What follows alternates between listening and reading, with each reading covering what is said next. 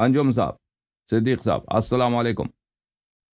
جی السلام علیکم جی، میری آواز آ رہی ہے؟ آ رہی ہے، بہت واضح آ رہی ہے۔ کہاں سے کال فرمایا آپ نے؟ جی میں لاہور سے بول، جی سر، اللہ آپ کو عزت دے۔ اللہ تعالیٰ آپ کو سلامت رکھے۔ میں آپ کی جو باقی گفتگو ہے وہ تو میں بعد میں سن پاؤں گا، کیونکہ میں نے یہاں میوٹ کر دی ہے، مطلب تھوڑی سی مجھے آواز آ رہی ہے۔ جی جی ایک سوال جو بنیادی طور پہ ہے ہمارے ہاں، اور جو ہمیں تھوڑا سا اس حوالے سے تنگ کرتا ہے، خاص طور پہ جب حضرت ابو بکر کے حوالے سے جو حضرت عائشہ سے مروی جو روایت ہے، جس میں ان کو جناب ابو بکر کے لیے نماز پڑھنے کے متعلق کہ ان کو وہ حضرت ابو بکر نماز پڑھائیں، لیکن اس کے ساتھ ساتھ ہمارے ہاں ایک اور روایت بھی موجود ہے جس میں جناب رسالت مآب صلی اللہ علیہ وآلہ وسلم نے حضرت ابو بکر اور حضرت عمر اور باقی دوسرے اور اصحاب جن کے متعلق شاید ان کو گمان تھا کہ یہ بھی خلافت کے طلبگار ہیں، ان سب کو لشکر اسامہ میں شامل کرنے کا حکم دیا اور ان سے کہا کہ آپ مدینہ منورہ سے یہ فوری طور پہ یہ لشکر روانہ ہو جائے۔ جی بالکل۔ اب سوال یہ ہے کہ جب رسالت مآب صلی اللہ علیہ وآلہ وسلم کا یہ ایک واضح حکم موجود تھا، تو پھر حضرت ابو بکر اور حضرت عمر کا مدینہ منورہ میں وہ کیسے تھے کہ ان کے لیے یہ روایت جو حضرت عائشہ سے مروی ہے یہ ان تک پہنچی اور وہ نماز پڑھانے کے لیے چلے گئے؟ اور جناب رسالت مآب صلی اللہ علیہ وسلم کے علم میں جب یہ بات آئی کہ حضرت ابو بکر نماز پڑھا رہے ہیں، اور وہ جو ایک روایت ہے جس میں حضرت عائشہ یہ کہتی ہیں، جس میں حضرت رسالت مآب صلی اللہ علیہ وسلم بیماری کے عالم میں حضرت عائشہ سے مروی ہے کہ وہ دو افراد کے کندھوں پہ، اور ان میں سے ایک فرد کا وہ نام بھی نہیں لیتی، اور ان کے جو پاؤں مبارک ہے وہ زمین پر گھسٹتے ہوئے آ رہے ہیں، اور وہ آتے ہیں اور حضرت ابو بکر سے کہتے ہیں کہ آپ اپنی جگہ پہ چلے جائیں، اور پھر وہ نماز پڑھاتے ہیں۔ اور ہمارے ہاں یہ روایت ہے کہ رسالت مآب صلی اللہ علیہ وسلم نماز پڑھاتے تھے اور حضرت ابو بکر ان کی اقتدا کرتے تھے، اور باقی صحابہ حضرت ابو بکر کی اقتدا کرتے تھے، یعنی یہ ثابت کرنے کی کوشش کی گئی۔ لیکن یہ چیز جناب رسالت مآب صلی اللہ علیہ وسلم کے علم میں تھی کہ ان صاحبان کو حضرت ابو بکر اور حضرت عمر کو لشکر اسامہ میں رکھا گیا ہے، تو پھر اس کے اوپر جناب رسالت مآب صلی اللہ علیہ وسلم سے مروی کوئی روایت، کوئی حدیث موجود نہیں ہے جس میں انہوں نے ان کی سرزنش کی ہو۔ ہاں ایک آگے جا کے ایک روایت آتی ہے جس میں لشکر، جی میری آواز آ رہی ہے؟ آ رہی ہے جناب، آ رہی ہے۔ آواز آ رہی جی میری؟ آ رہی ہے، آ رہی ہے جناب، آ رہی ہے، آواز آ اچھا، رہی ہے۔ نہیں آپ کے وہ آپریٹر کی آواز تھی کہ آواز نہیں آ رہی؟ آپ اچھا، اس آپریٹر میں صاحب، آپ آگے بیچ میں جا نہ کے بولا ایک کریں روایت پلیز، تھینک یو موجود سر۔ ہے، جی جی بولیں۔ اس میں آگے جا کے ایک روایت اس طرح ملتی ہے کہ جس میں لشکر اسامہ میں تخلف کرنے والوں کے اوپر جناب رسالت مآب صلی اللہ علیہ وسلم نے ایک سرزنش بھی کی۔ اب یہ جی دونوں چیزیں بہت کنٹراڈکٹ کرتی ہیں۔ لشکر ہوں اسامہ میں حضرت ابو بکر حضرت عمر کا بڑی شدت کے ساتھ یہ موجود ہے کہ جناب رسالت مآب صلی اللہ علیہ وسلم نے ان کو ان میں شامل کیا، ویئر کہ حضرت اسامہ کے والد جو 2-2.5 سال پہلے ایک جو جنگ تھی اس کے اندر وہ شہید ہو گئے، اس وقت ان کا بدلہ لینے کے لیے نہیں بھیجا گیا، لیکن 2-2.5 سال کے بعد اس لشکر کو تیار کیا جاتا ہے اور پھر فوری طور پر ان کو حکم دیا جاتا ہے کہ یہ یہاں سے نکل جائے فوری طور۔ یعنی اٹ مینس کہ جناب رسالت مآب صلی اللہ علیہ وسلم کو بھی یہ احساس تھا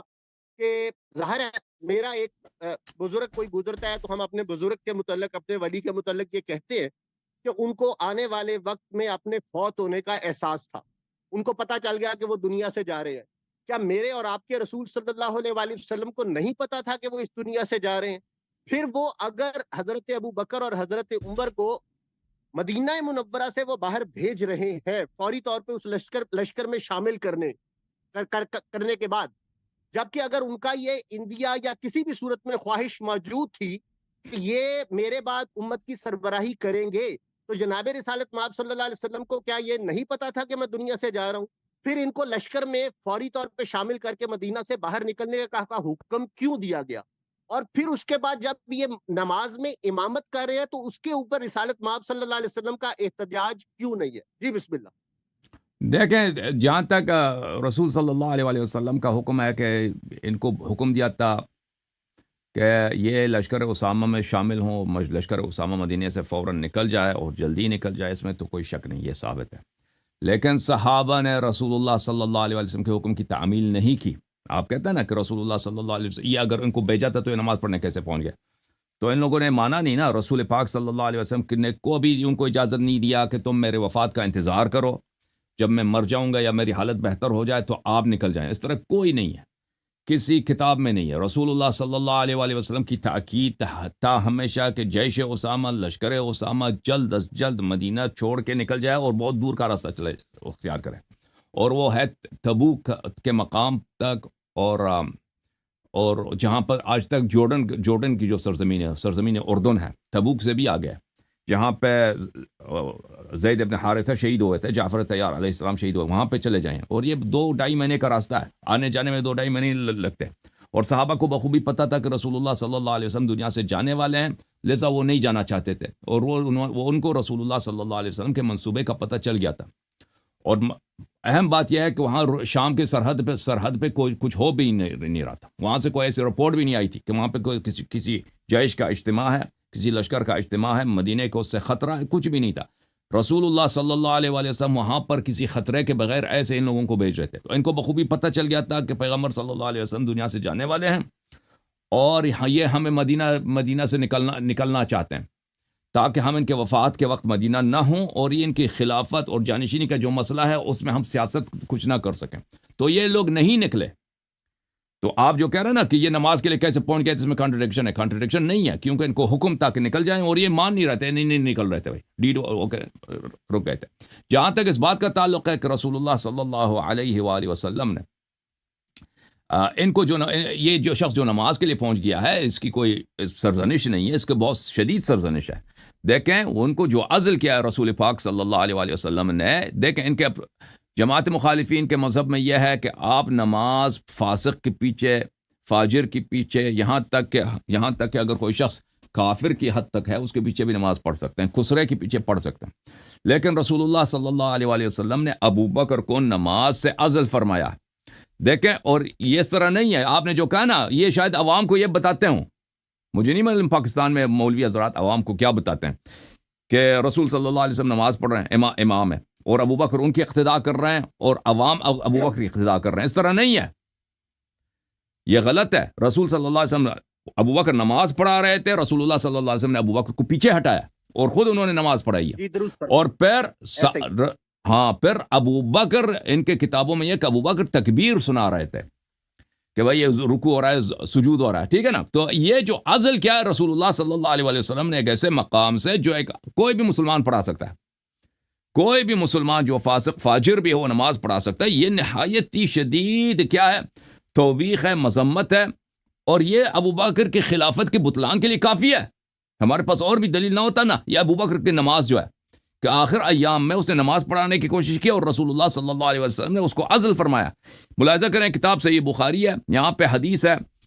664، اور یہ صفحہ نمبر 134 میں ہے، اور دوسرے مقامات میں بھی بخاری میں ہے، تو کہ رسول اللہ صلی اللہ علیہ وآلہ وسلم آئے، فخرج ابو بکر فصلی، ابو بکر آئے، انہوں نے نماز پڑھائی ہے، فوجد النبی صلی اللہ علیہ وآلہ وسلم من نفسه خفہ، رسول پاک صلی اللہ علیہ وآلہ وسلم نے اپنے بدن شریف میں کچھ بہتری کا احساس کیا، فخرج یحادی بین رجلین، تو رسول صلی اللہ علیہ وآلہ وسلم آئے، ان کو کھینچا جا رہا تھا، یعنی ان کو چلنے میں مدد دیا جا رہا تھا، 2 آدمی ان کو اٹھا کے لے کے جا رہے تھے، کأنی انظر الی رجلیہ تخطان من الوجع، اور وہ چل نہیں سکتے تھے، ان کے پیر مبارک زمین پہ لکیر کھینچ رہی تھی، یعنی اتنا وہ 2 آدمی اس کو بغل کے نیچے سے اٹھا کے لے کے جا رہے ہیں نبی صلی اللہ علیہ وسلم کو، اور ان کے قدم مبارک زمین سے نہیں اٹھتا، زمین پہ لکیر کھینچ رہے، یعنی بالکل ایسے حالت میں، شدید بیماری کے حالت میں کہ نہ چل سکتے ہیں اور نہ کھڑے ہو سکتے ہیں، اور یہاں تک کہ وہ چلنے میں جب مدد ملتی ہے پھر بھی اپنے پیر نہیں اٹھا سکتے، ٹھیک ہے نا۔ فاراد ابو بکر ان یتاخر، ابو بکر نے جب نبی صلی اللہ علیہ وسلم کو دیکھا تو اس نے چاہا کہ وہ پیچھے ہٹ جائے، فاومع الیہ النبی صلی اللہ علیہ وسلم ان مکانک، نبی صلی اللہ علیہ وسلم نے کہا اپنی جگہ پہ چلے جاؤ، اپنی جگہ پہ چلے جاؤ، جہاں پہ وہ عام طور پہ نماز پڑھتا تھا۔ تو رسول صلی اللہ علیہ وسلم آئے وہاں پہ نماز پڑھانے کے لیے، وہ آمش نے بولا کہ نبی صلی اللہ علیہ وسلم نماز پڑھا رہے تھے اور ابو بکر یصلی بصلاۃ، ابو بکر رسول پاک صلی اللہ علیہ وسلم کی نماز کی اقتداء کر رہے تھے، والناس یصلون بصلاۃ ابی بکر، اور لوگ ابو بکر کے نماز پر نماز پڑھ رہے تھے. یہ عبارت جو ہے اس کا مطلب کیا ہے؟ عام لوگوں کو یہ بتاتے ہوں گے کہ بھئی ابو بکر نماز پڑھا رہے تھے لوگوں کو. نہیں، ایک جماعت میں دو امام نہیں ہوتے، یہ ہوتا ہی نہیں دنیا میں، کبھی نہ ہوا. یہ ایک ہی جماعت ہوتی ہے، ایک ہی امام ہوتا ہے، ٹھیک ہے نا. اگر وہ اور وہ صحابہ بھی اتنے بیوقوف نہیں ہیں کہ نبی صلی اللہ علیہ وسلم سامنے ہوں، ان کی اقتداء نہ کریں ابو بکر کی اقتداء. یہ کوئی بیوقوف اس طرح کرتا ہے؟ دنیا میں اس طرح ہوتا ہی نہیں اس طرح کی جماعت. تو یہ عبارت ہے، اس کا مطلب یہ ہے کہ ابو بکر تکبیر سنا رہا تھا. ملاحظہ کریں، اگلے حدیث میں اس کی واضح شرح موجود ہے. اگلی حدیث میں، حدیث نمبر 712 میں یہی واقعہ ہے. وہ ابو بکر یسمع الناس التکبیر، ابو بکر لوگوں کو تکبیر سنا رہا تھا، اور نبی صلی اللہ علیہ وسلم کھڑے ہو کے بھی نماز نہیں پڑھ رہے تھے، بیٹھ کے نماز انہوں نے پڑھائی ہے، ٹھیک ہے نا. تو یہ، اور میں آپ کی خدمت میں عرض کروں، اس کی شرح میں علماء نے بہت اس کے جو یہ شرح کیا. یہ کتاب تنویر الحوالق سیوطی صاحب کی شرح موطئ مالک، یہاں پہ صفحہ نمبر 156 میں یہی کہتے ہیں، وَكَانَ النَّاسُ يُصَلُّونَ بِصَلَاةِ أَبِي بَكْرَ، لوگ ابو بکر کے نماز کے ساتھ نماز پڑھ رہے تھے. ابو بکر یسمع الناس التکبیر، ابو بکر لوگوں کو تکبیر سنا رہا تھا بھائی کہ اللہ اکبر، یعنی رکوع میں چلے جاؤ، اللہ اکبر سجدے میں چلے جاؤ. اس کا کام یہ تو بچے کرتے ہیں اکثر مساجد میں، ٹھیک ہے نا. تو یہ ہے، تو یہ جو عزل کیا نبی صلی اللہ علیہ وسلم نے ابو بکر کو، اور یہ آپ کو پتہ ہے کسی کو امامت سے ہٹانا، نماز کے دوران اس کو پیچھے ہٹا دینا، یہ کوئی چھوٹی بات نہیں ہے. یہ بہت ہی توہین آمیز کام ہے. پوری دنیا میں پتہ لوگوں کو کہ اگر آپ کسی کو نماز کے وقت نماز سے اٹھاتے ہیں اور خود آ کے نماز پڑھانا شروع کر دیتے ہیں، یہ بڑی توہین ہے، اور عزل کرنا یہ چھوٹی بات نہیں ہے. تو رسول صلی اللہ علیہ وسلم کی جانب سے یہ بہت ہی سخت سرزنش ہے ابو بکر کے لیے. جی سر، اللہ کو جزائے خیر دیں. کوئی مزید سوال ہے صدیقی صاحب؟